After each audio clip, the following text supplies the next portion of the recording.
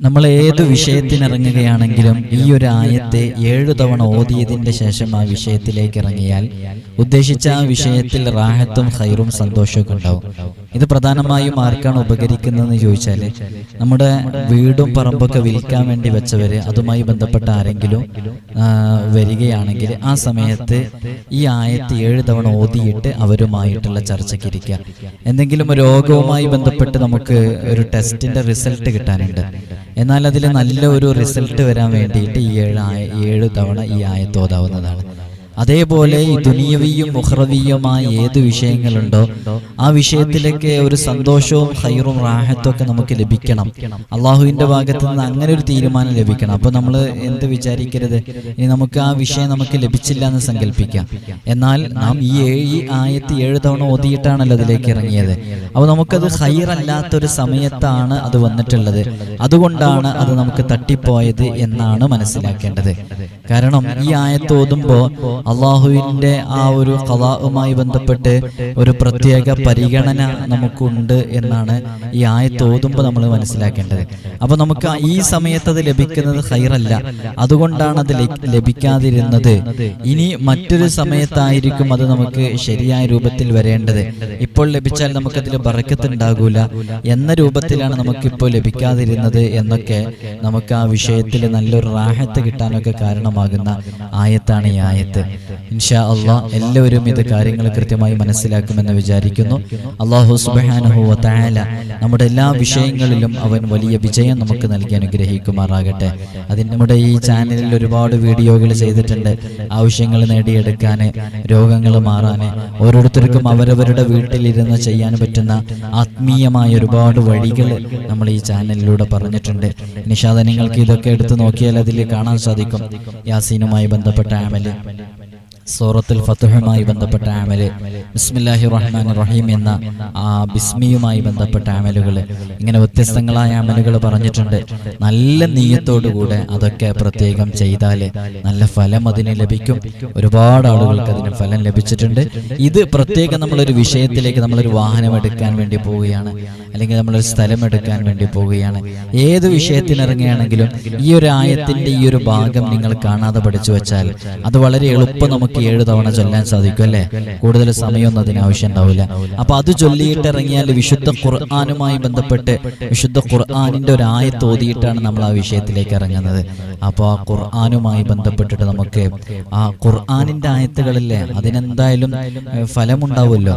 പ്രത്യേകിച്ച് ഇത് മഹാന്മാർ ഈ ഒരു ആയത്ത് ഇങ്ങനെ 7 തവണ ഓതിക്കഴിഞ്ഞാൽ ആ കാര്യത്തിൽ അല്ലാഹു സുബ്ഹാനഹു വ തആല എളുപ്പമാക്കി കൊടുക്കുന്ന, ഏത് വിഷയത്തിലേക്കാണോ അവൻ ഇറങ്ങുന്നത് ആ വിഷയത്തിൽ അല്ലാഹു എപ്പോഴും ഒരു പ്രയാസം ഇല്ലാതെ അതെല്ലാം സുഖകരമായി നേടിയെടുക്കാൻ അല്ലാഹു അതിനുള്ള സാഹചര്യങ്ങൾ, അവസരങ്ങൾ ഒരുക്കി കൊടുക്കുന്നതാണ്.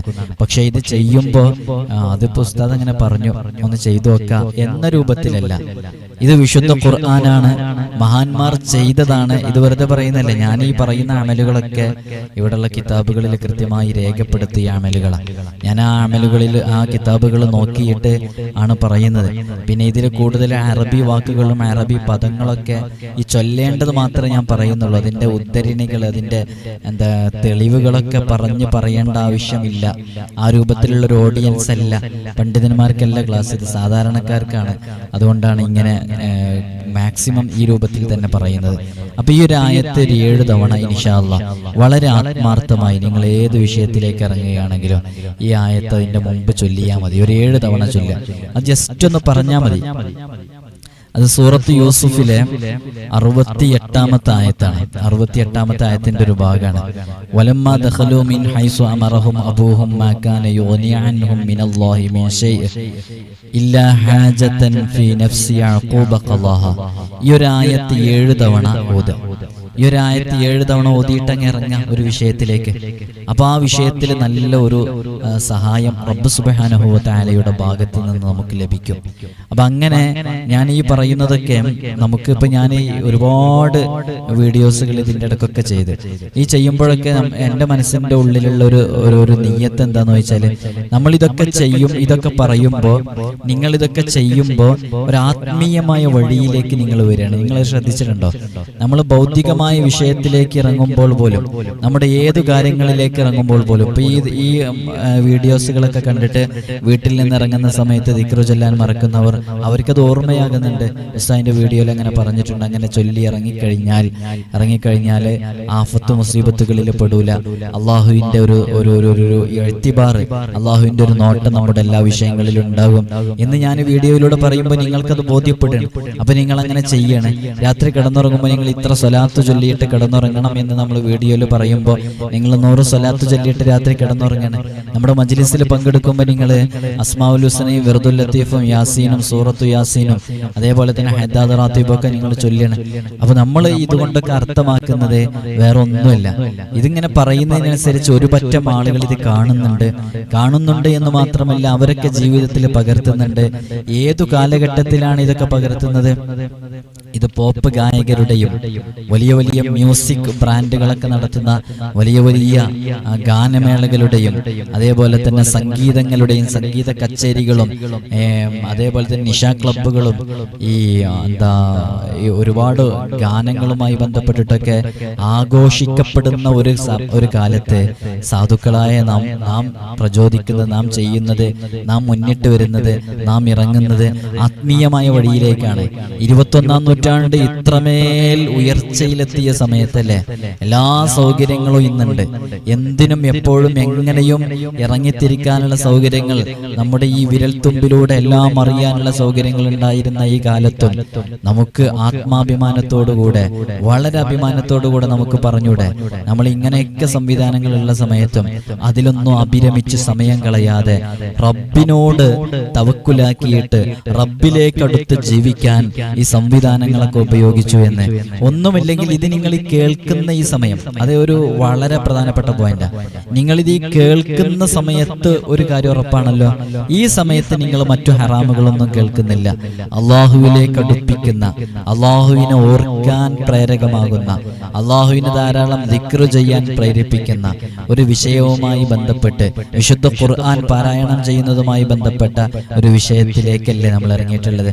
അപ്പൊ നമ്മൾ ഇപ്പോ ഈ സമയം ചെലവഴിച്ചത് നമുക്ക് പ്രതിഫലം ലഭിക്കുന്ന ഒരു സമയമായിട്ടല്ലേ അള്ളാഹു സ്വീകരിക്കുക. നാളെ റബ്ബ് സുബ്ഹാനഹു വ തആല നമ്മുടെ കാലുകൾ ചലിപ്പിക്കാനാകില്ല. ഖിയാമത്ത് നാളിലെ മഹ്ശറിൽ വെച്ചിട്ട് ഏത് സമയത്ത് കാലുകൾ ചലിപ്പിക്കാനാകില്ല? അള്ളാഹുവിന്റെ കൃത്യമായ ചോദ്യങ്ങൾക്ക് മറുപടി പറയാതെ. അതിൽ വളരെ പ്രധാനപ്പെട്ട ഒരു ചോദ്യമുണ്ട്. വാൻ ശബാബിഹി ഫീമാ അബ്ല, നിന്റെ യുവത്വം, നിന്റെ ആയുസ്, നിനക്ക് ഞാൻ നൽകിയിരുന്ന സമയം, ഇതെല്ലാം നീ എന്തിൽ ചെലവഴിച്ചു എന്ന് റബ്ബ് നമ്മോട് ചോദിക്കുമ്പോൾ നമുക്ക് കൃത്യമായി മറുപടി പറഞ്ഞൂടെ? പ്രിയമുള്ളവരെ, ഞാൻ ആ 21-ാം നൂറ്റാണ്ടിൽ എൻ്റെ കൂടെയുണ്ടായിരുന്ന പലരും ഹറാമിന്റെ ബന്ധങ്ങളിലേക്കും ഹറാമിന്റെ ഗാനക്കൊഴുപ്പുകളിലേക്കും അതുപോലെയുള്ള പല വിഷയങ്ങളിലേക്കും നിസ്കാരം പോലും ഖളാ ആക്കിപ്പോയ സമയത്ത് എനിക്ക് നീ നൽകിയിരുന്ന, നിന്റെ ഔദാര്യം കൊണ്ട് എനിക്ക് ലഭിച്ച ഈ സ്മാർട്ട് ഫോൺ ഉപയോഗിച്ച് ഞാൻ ദീനീ വിഷയങ്ങൾ കാണാനും ഹറാമിന്റെ വിഷയങ്ങൾ കാണാനും ഹറാമുമായി ബന്ധപ്പെടാനുള്ള സാഹചര്യങ്ങൾ മൊബൈൽ ഫോണിൽ ഉണ്ടായിരുന്നിട്ട് പോലും അതിലേക്കൊന്നും ഇറങ്ങാതെ ഞാൻ ദീനുമായി ബന്ധപ്പെട്ട വിഷയങ്ങളുമായി ബന്ധപ്പെട്ടാണ് എൻ്റെ സമയം കൂടുതലും ചെലവഴിച്ചത് എന്ന് റബ്ബിനോട് നമുക്ക് പറയാൻ സാധിക്കും. അതുകൊണ്ട് പ്രിയമുള്ളവരെ, ഇത്തരം വീഡിയോകളെ കൊണ്ടും ഇത്തരം മജ്ലിസുകളെ കൊണ്ടൊക്കെ നമ്മൾ അർത്ഥമാക്കുന്നത് അതാണ്, റബ്ബിലേക്കടുത്ത് ജീവിക്കാൻ സാധിക്കാം. എൻ്റെ അടുക്കൽ കഴിഞ്ഞ ദിവസം ഇവിടെ വന്ന ഒരുപാട് മുഅ്മിനീങ്ങളുണ്ട്. അവരൊക്കെ വരുന്ന സമയത്തൊക്കെ നമ്മുടെ മജ്ലിസ് ഓപ്പൺ ചെയ്ത് വെച്ച് ഇങ്ങനെ കയറിയവരുണ്ട്, നേരത്തെ വന്നവരൊക്കെ.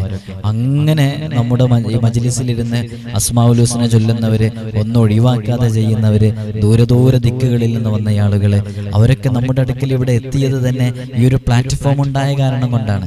അങ്ങനെയാണ് നമ്മളെക്കുറിച്ച് അവരറിയുന്നത്, നമ്മുടെ മജ്ലിസിനെ കുറിച്ച് അറിയുന്നത്, നമ്മുടെ ഇതിൽ പറയുന്ന അമലുകളെ കുറിച്ച് അറിയുന്നത്. ആ ഒരു പ്രതീക്ഷയിലാണ് അവരൊക്കെ വരുന്നത്.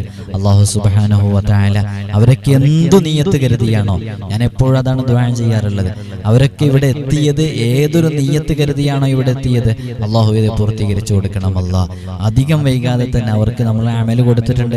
21 ദിവസം ചെയ്യാന്, 11 ദിവസം ചെയ്യാന്, ഇങ്ങനെ വ്യത്യസ്തങ്ങളായ അമലുകളൊക്കെ കൊടുത്തിട്ടുണ്ട്. അത് ഒരു ദിവസം മാത്രം ചെയ്യാനുള്ള കൊടുത്തിട്ടുണ്ട്.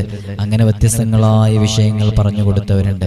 അവർക്കൊക്കെ അല്ലാഹുവേ നീ നല്ല ശിഫ നൽകണം അല്ലാഹ്. അവര് പ്രയാസം എന്താണോ പറഞ്ഞത് അതിൽ നിന്ന് നീ സലാമത്ത് നൽകണം അല്ലാഹ്.